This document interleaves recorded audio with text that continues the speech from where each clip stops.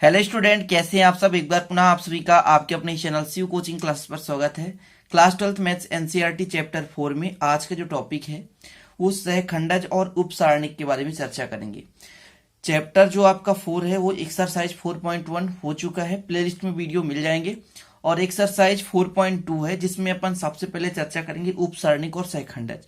तो इसके बारे में डिटेल चर्चा करेंगे क्वेश्चन अगले वीडियो में। तो पहले बेसिक चीज सीखना जरूरी है, तो चलिए स्टार्ट करते हैं।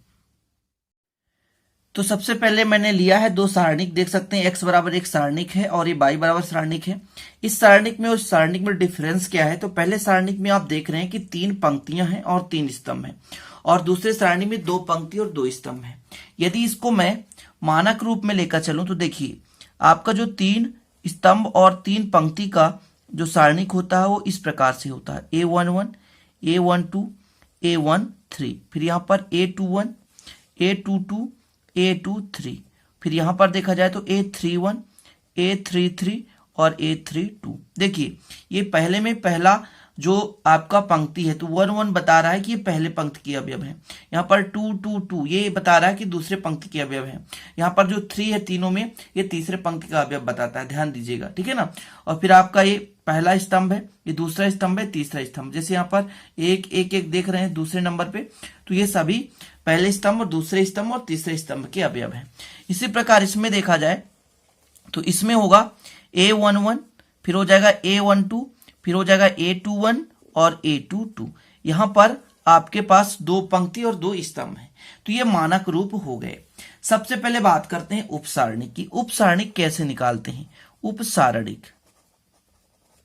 उपसारणिक अब देखिए जैसे मैं चाहता हूं कि A11 का उपसारणिक निकालना चाहता हूं, किसका? A11 का, इसका मैं निकाल रहा हूं, ध्यान दीजिएगा ना। A11 का उपसारणिक A11 का उपसारणिक, तो ध्यान दीजिएगा कैसे निकालेंगे।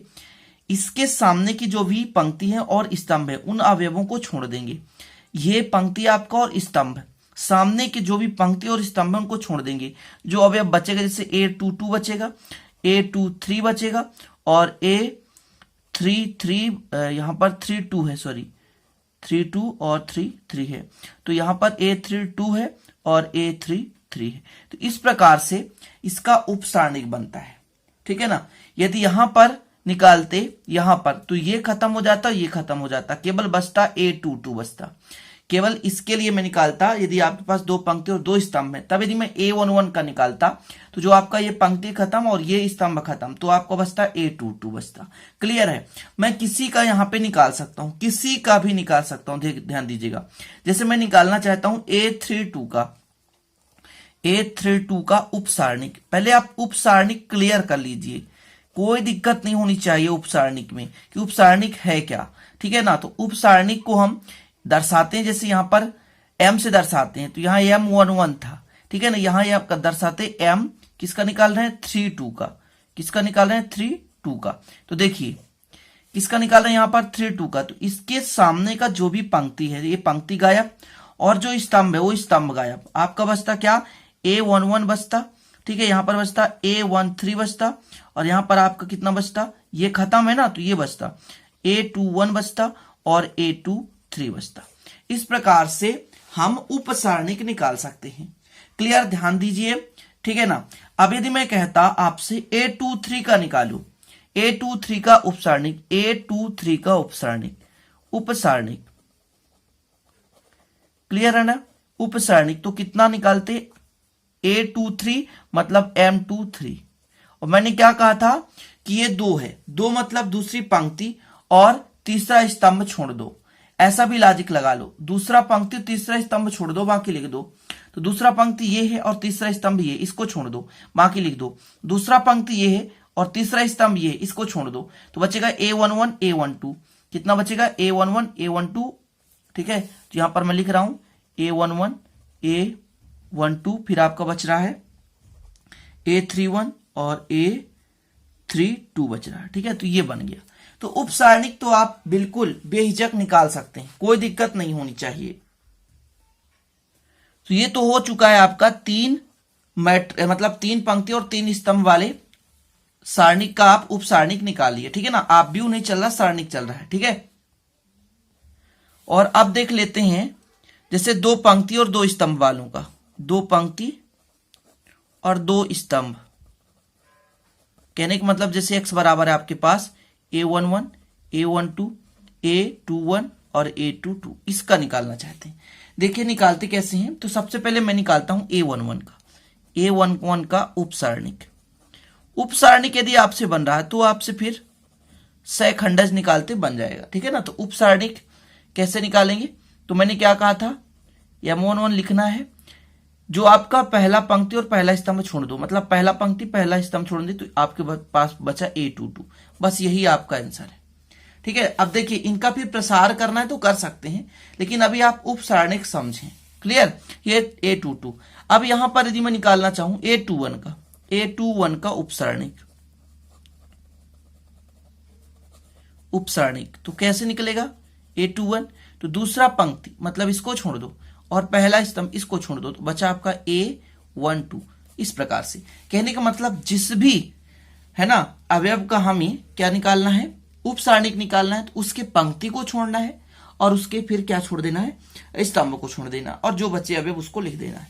तो आशा करता हूं कि जो उपसारणिक वाला फंडा है वो आपसे बन जाएगा, क्लियर है ना। अब चलते हैं देख लेते हैं सहखंडज। सहखंडज में कुछ चीजें आपको समझना जरूरी है। जैसे मैंने 1 कहा, इसको मैं किससे दर्शाऊंगा, आई और जे से।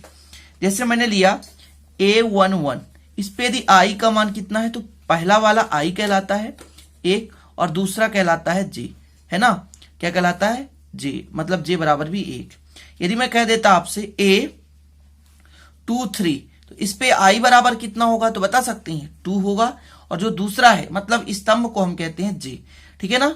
यानी पंक्ति को हम आई से दर्शाएंगे और स्तंभ को हम जे से दर्शाएंगे। ध्यान दीजिएगा, जो भी पंक्ति का मान रहेगा, जैसे पंक्ति है इसमें दूसरा पंक्ति है, तीसरे स्तंभ का अवयव है, दूसरे पंक्ति और तीसरे स्तंभ का, मतलब आई बराबर 2 और जे बराबर 3।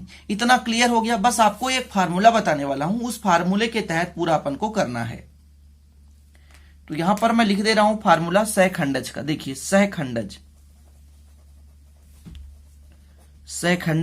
ए से दर्शाते हैं, जैसे आई है मतलब आई क्या है, पंक्ति है, और जे क्या है, स्तंभ। इसका निकालना है, -1 करना है, और जो भी आई जे रहेगा यहाँ पर आई और जे उन दोनों का प्लस करना है, ठीक है ना। आई और जे दोनों का क्या करना है, प्लस करना है।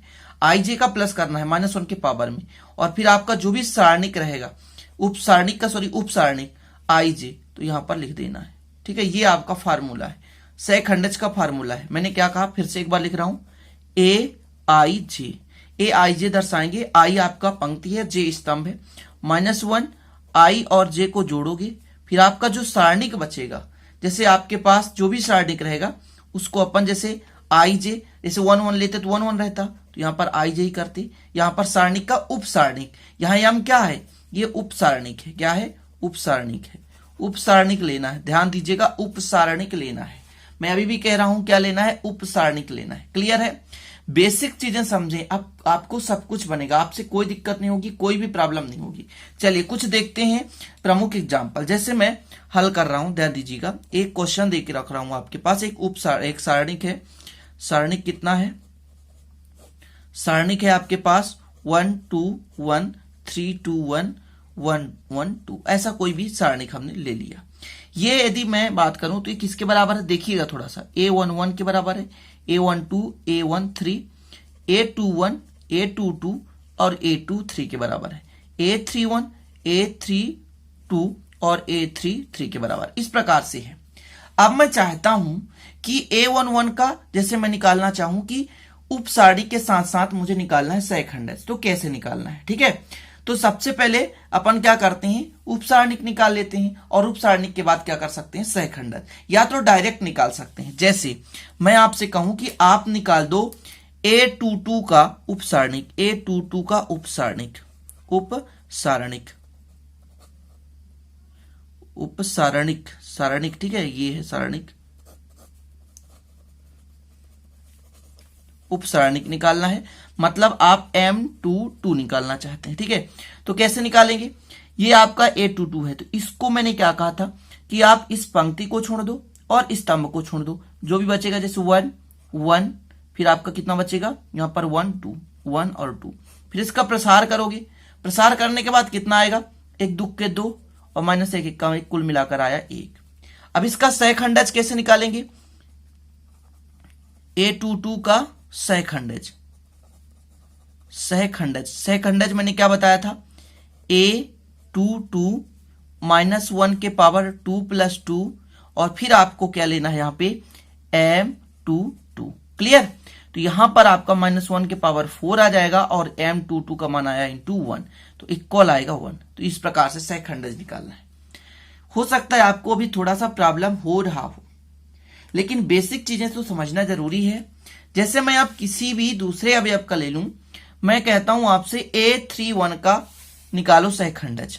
मैं डायरेक्ट यदि करूं तो क्या होगा, A31 का सहखंडज निकाल रहा हूं। सहखंडज मैंने फार्मूला क्या बताया था आपको, AI का मान है 3, 1 पावर -1 की पावर आपका 3 + 1 हो जाएगा और आपको उप सारणिक लेना है किसका, 3 1 का। ठीक है, तो -1 के पावर 4 हो जाएगा। उप सारणिक 3 1 लीजिए, 3 1 ध्यान दीजिएगा, कहां पे ये 3 1 है, मतलब 1। तो मैंने क्या कहा था, उस पंक्ति और उस स्तंभ को छोड़ देना है, मतलब 2 1 2 1 आ रहा है। कितना आ रहा है, 2 1 2 1। यदि यहां पर देखा जाए तो 1 का 4 बार गुणा करेंगे तो -1 का तो 1 ही आएगा, गुणे यहां पर 2 1 कम 2 -2 1 कम 2, कुल मिलाकर 0 आ जाएगा। देख लीजिए 2 में 2 घटेगा, 0 आ जाएगा। तो इस प्रकार से सहखंडज। तो आज का केवल पॉइंट यही था कि उप सारणिक आप समझ लो और सहखंडज आप समझ लो। इसके बाद मैं जो क्वेश्चन लाऊंगा, तो जो भी डिटेल से क्वेश्चन रहेंगे तो मैं डिटेल से कराऊंगा। जैसे पूरा उप सारणिक निकालने को आता है कि सीधा आ जाएगा आपके पास एक, मान लीजिए वो आ जाएगा, सारणिक आ जाएगा, और इस सारणिक को पूरा आपको क्या निकालना है, पूरे अवयवों का उप सारणिक निकालना और सहखंडज निकालना है। तो ये निकालना मैं अगले वीडियो में पूरा समझाऊंगा। हालांकि ये बेसिक चीजें आपसे यदि बनेगा तो आगामी समय जो आने वाला वीडियो होगा आसानी से बनेगा। और प्रीवियस वीडियो ना देखें तो प्लेलिस्ट में जाकर देख लें, आपसे सब कुछ बनेगा। चलते हैं स्टूडेंट, फिर मिलते हैं अगले वीडियो में नए टॉपिक के साथ। तब तक के लिए जय हिंद, वंदे मातरम।